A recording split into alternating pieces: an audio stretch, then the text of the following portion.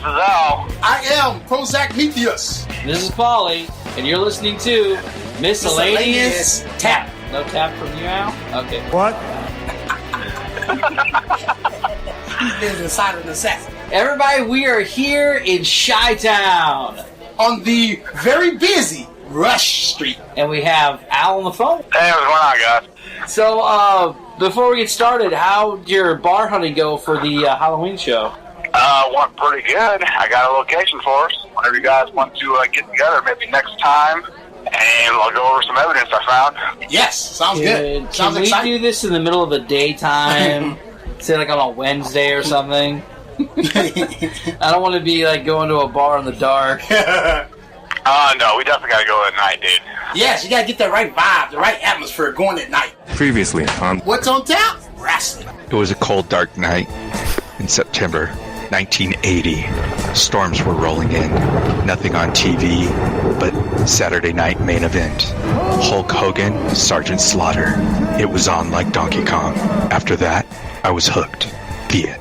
I am forced to watch Monday Night Raw. Your 5 favorite wrestlers. Who's the girl who was with the Hardy Boys? Lita, oh my Oh, gosh. God. Sable's bikini guy. Ooh. But mine was Sunny. She made my day so sunny. So I TJ, can from relate. a woman's perspective, do you think it's actually sports entertainment, or you just like watching a bunch of muscle-bound guys touching each other? A lot of things go on in WWE behind the scenes. They are real. McMahon and Undertaker woke up and literally grabbed Austin and stuck him to the top of the plane. Steroid use, and he lied saying that he had no knowledge where he was encouraging wrestlers. Current wrestlers are still dying and freaking out. If you're going to go head-to-head with Raw, you got to have some big guns. So wrestlers didn't get guaranteed contracts back then. Attitude Era was the best era. Yes. TNT owned WCW, and they decided they were done. The WWE stepped in, Right. who bought WCW.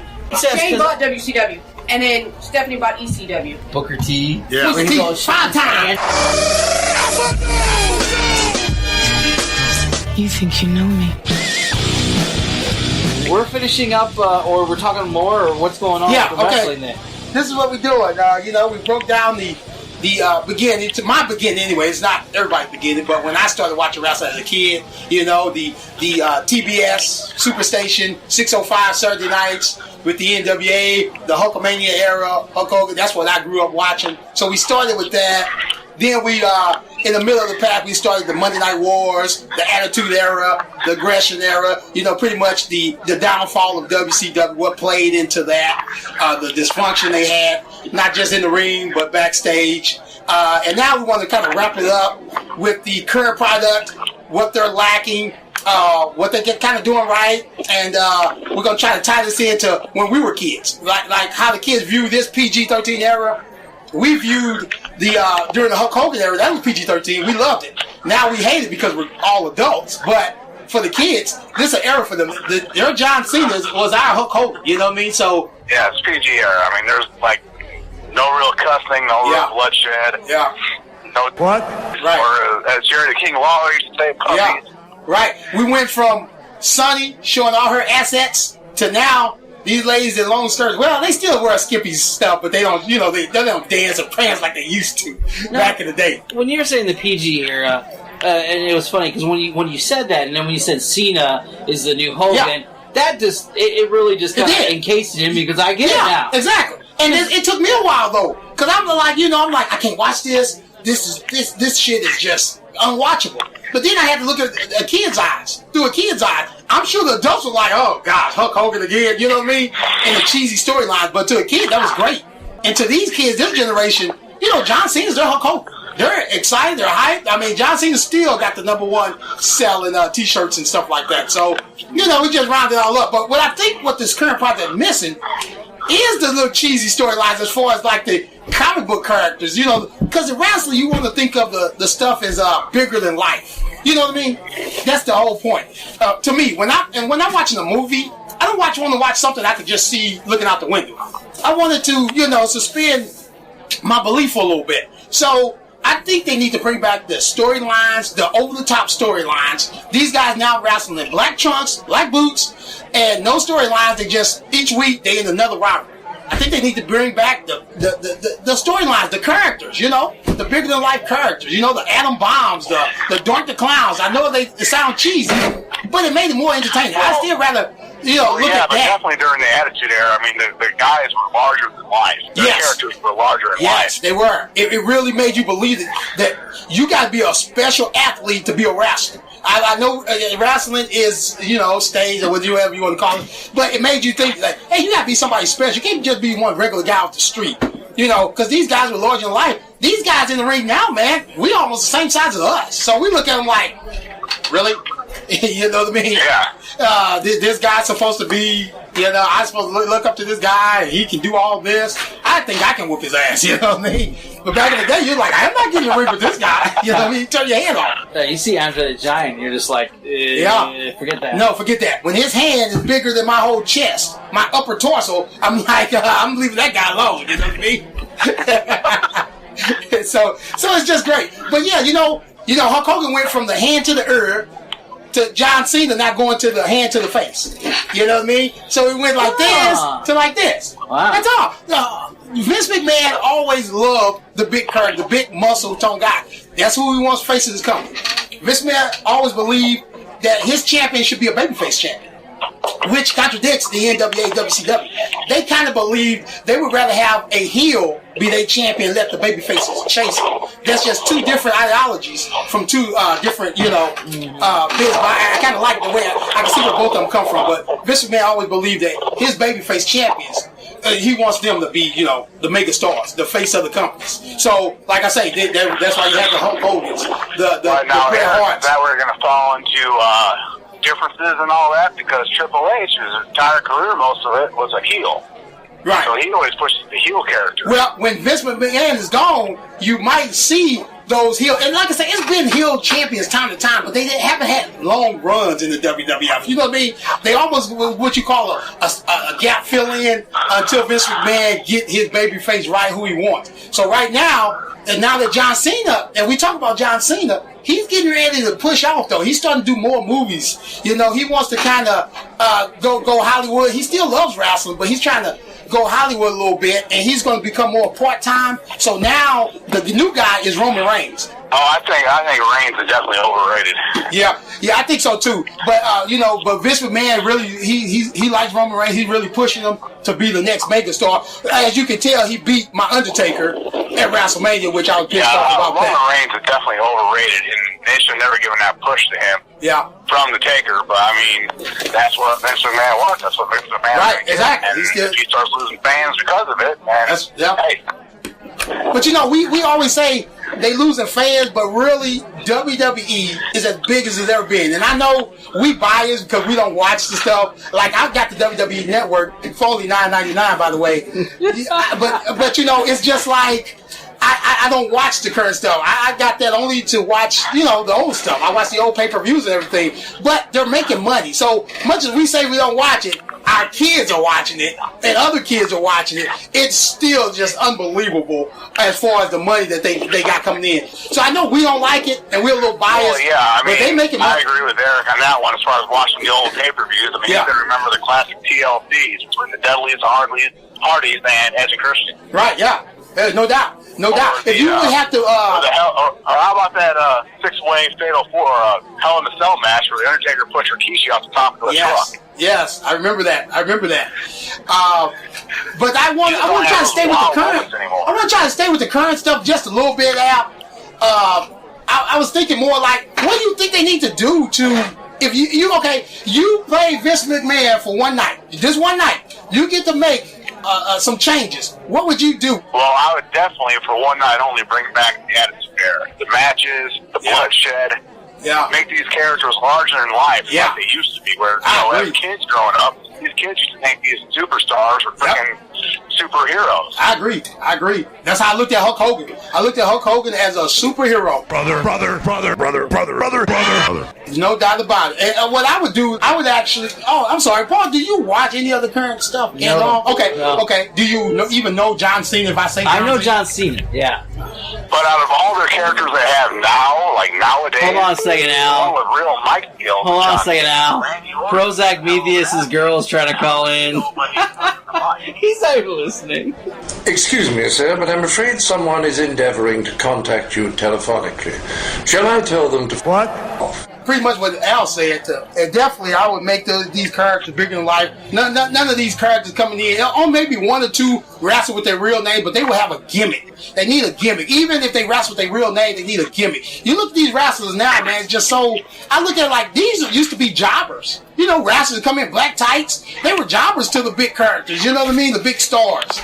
You know, that's what they seem like to me. Erica wasn't more than, 7-8 years ago that John Cena was jobbing to everybody? Yeah, exactly. He's come a long way, man. He really did. And I actually really liked John Cena during that rapper image he had. But once he went... Like Marky Mark. Yeah, he like Marky Mark. Vanilla Ice Marky Mark. But once he went corporate, and that's Vince McMahon wanted to make him champion, Vince McMahon kind of got him out of the rap thing because he wanted to be more universal.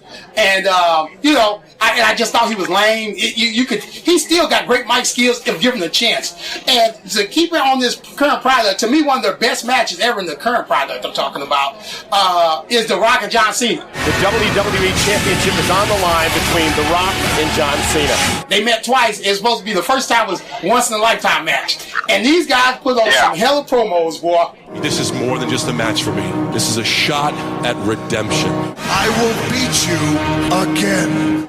And John Cena, old John Cena came out on those promos, man. He went right along with The Rock on the mic. It was great. It was great. That was about the best I've seen John Cena since this new, since he went away from the gangster rap image thing. You know what I mean? Now, Eric, have you ever watched that reality TV show, Tough Enough? I glanced at it, but I don't watch. I don't know much about it, though. Tough Enough is they take a bunch of average people and give them a chance to have one contract, so they have to compete and everything else. But I remember they brought The Rock in, and he basically tore these people limb from limb just with his mic skills alone. The Rock has got to be the best person on a microphone. Oh, yes, no doubt. John Cena would have to be second best on that. Yeah, John Cena right up there. Outside of Cena, they got nobody. Who they got? Kevin Owens, looks like a fat guy in a bar? Yeah, that's right. Yeah, exactly.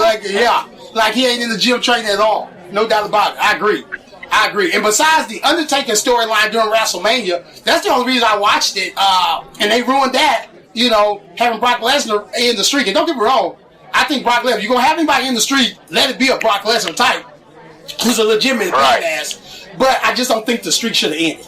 Because now, I don't even really care for WrestleMania, because that's the only reason I kept my attention because of the streak. Basically, when the streak ended, I stopped watching totally. Yeah, I know that's right. Because and I was just watching The Undertaker was that last key thing we had to remind ourselves of what wrestling used to be. And when that streak ended, I pretty much just looked at it as it's dead, I'm done. Good point, Al. That was my last, my childhood memories there. Once that ended, it was like, that was it for me. It went from, I'm going to kick your ass sideways to I'm going to kick your butt. I mean, come on. Yeah, you're right. I know that's right. What grown-ass man is going to go up to another man and say, I'm going to kick your butt? No, I'm going to kick your ass. Al, final thoughts. Final thoughts. Wrestling's dead. I'm done watching it. I heard that. Prozac media? Well, I think I'm always be a fan at heart. I grew up watching this stuff. And with the WWE Network, say what you want about it, I can still relive my childhoods and, live the golden era, the Hulk Hogan, the Hulkamania era. I can go back and watch the stuff that came on, the NWA product that came on Saturdays. It was, must-see TV, 605, TBS. You couldn't beat it. And then, of course, the Monday Night Wars, the Attitude Era, that to me was the peak of wrestling, sports entertainment, whatever you want to call it. And then you got the current product, and I'm trying to look at it and be more a little bit, I'm trying to understand the product a little bit, and I'm like, maybe if I was a kid, I could like it more, but as an adult, that's what is not for me. But really, wrestling, my childhood, I grew up, most people my age, a little bit younger, but a little bit older, that's what we knew. That was our entertainment. That's before the video games got real big. It was great. It was a great time. And unfortunately, these kids, they can relive through the past, but we saw the Monday Night Wars live.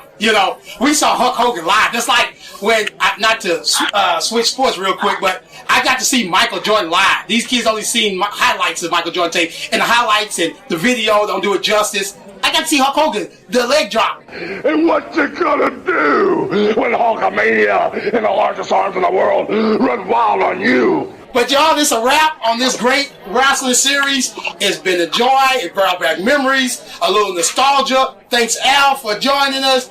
Paul, the best, producing it. This has been great, and I'm looking forward to more great conversations. And I want to go travel. I want to make this worldwide. I want to be on location in Paris. I want to be on location in Afghanistan. I want to be on top of a tank. I want to be invading WWE, a rival brand. We're going to bring back this stuff, and you can only hear it exclusively on the Miscellaneous TAP. You like comic books? I like comic books. BJ and Grilled Cheese. It's a graphic novel. Check it out on Amazon. Come visit ShawnWhiteBlog.com. That's ShawnWhite blog.com. And I'm sure that water will surely stay warm. We have a phone interview with an actual wrestler for the wrestling series, Xavier Frost. How you doing, buddy? I'm doing great. How are you? I'm doing great. I'm on the phone with an actual wrestler. Tell me how y'all got it started. How did this all start? How'd you get into it? Well, actually, I was a fan growing up. About 7 years old. Every Sunday morning they would play a whole, back-to-back wrestling shows on, I think it was like Channel 11. And so that piqued my interest, and I just kept continuing watching and being a fan. And one day I was like, you know what? I want to try it. I went to a local independent show with Midwest Powerhouse Wrestling. They had a flyer up at that show, said, do you want to be a wrestler? So I called the number on it, and 1 month later, I'm inside a wrestling ring getting beat up by the UFC Hall of Famer Dan the Beast Severn. Really? Wow. Yes, sir. That was my first training experience. He took me in the corner to demonstrate how to give a chop to somebody, and then he proceeded to chop me about 120 times in a row. Oh. Did you ever at this point think, maybe I should pick a different hobby? Nope, loved every minute of it. From that point on, I just trained with Dan Severn, a local wrestler by the name of Searcher, who in 2015 got inducted into the Midwest Independent Wrestling Hall of Fame. And I would say I trained for probably about 9 months, and then I got my first match, and the rest is history. Cool. Prozac Metheus, he was telling me that back in the day, real wrestling, regional stuff, actual areas of the country, that was real wrestling. And now it's more just, sports entertainment.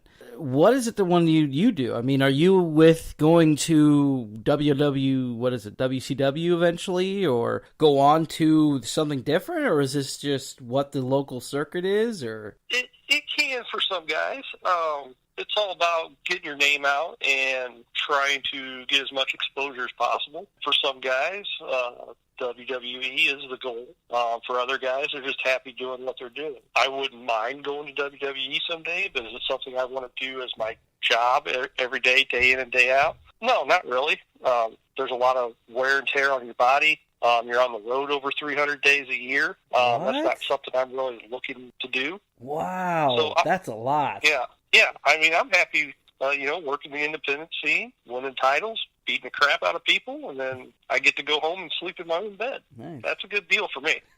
What's the worst injury you think have you ever suffered? I tell you what, I've had so many injuries. It's too many to count. Torn rotator cuff, herniated discs in my back. I felt like I'd broken my neck before. I had one match where I hit 2 minutes into the match. I got thrown into a guardrail, split above my eyebrow open to where the eyebrow muscle was hanging out about 10 or 12 minutes later, and I actually won the match, all with my eyebrow muscle hanging out. I've split my forearm open down to the bone, to where the bone was exposed, gone through barbed wire tables. I've been thrown off the top of steel cages. I mean, you name it, it's probably happened. So you guys are more like real wrestling. This isn't really choreographed stuff like you see on TV. Well, I mean, I'll tell you that the physicality is extremely real, and I have the scars to prove it. How much working out do you do? Going to the gym's very important if you want to take yourself serious. I go to the gym 5 days a week. Do you have like the big banter and dramatic, rivalries? There's a showmanship aspect to it, of course. You come to a World Powerhouse Wrestling show, you're going to see a lot of action, a lot of people getting hit, get a show. Even if you're not a fan of wrestling, you can come to one of our events and have an absolute blast. Where can we find you? How do we find the websites to, find the scheduling to, see where your shows are at? My home promotion is World Powerhouse Wrestling. The website for that is wpwpro.com. On that, you'll find title histories, recent events that are coming up. You can check out where we're going to be. We got a show coming up in Madison, Illinois, the AMVETS, coming up on the 26th of August. Going to be a huge main event. And then just check out our shows. We got another show coming up in Jerseyville in September. That's going to be a huge show. Tickets are cheap. $10 at the door, $8 in advance for adults, and $6 anytime for children. That's 12 and under. We're also on Facebook. If you do a search for World Powerhouse Wrestling on Facebook, WPW Video on YouTube, if you want to watch some matches. Cool. Are you in any of them? So we're out there. And, yeah. I would say I'm in a few of those. I was the first ever WPW World Heavyweight Champion. Cool. I also am the only man to win the title twice. I'm also the longest ever reigning WPW Champion at 321 days. Congrats, man. That's pretty cool. And that's Xavier Frost. I love that name, man. Sir. Thank you. What's some of the most haunted places are we walking in? That would be good for a promo. And then we stumble on something. Yeah, like a grave. Like, what the hell is it? Like a grave. Have you watched the scary movie The Ruins? We stumbled on an old Aztec monument. With vines in Illinois. Aztec monument in Illinois, huh? Can't we be live in different locations sometimes? Do we always gotta be stuck in Illinois? Founder going in tonight? No, he dropped out. Huh? He was like, That's what I thought, because I'm like, dude. Lay back. Goodbye.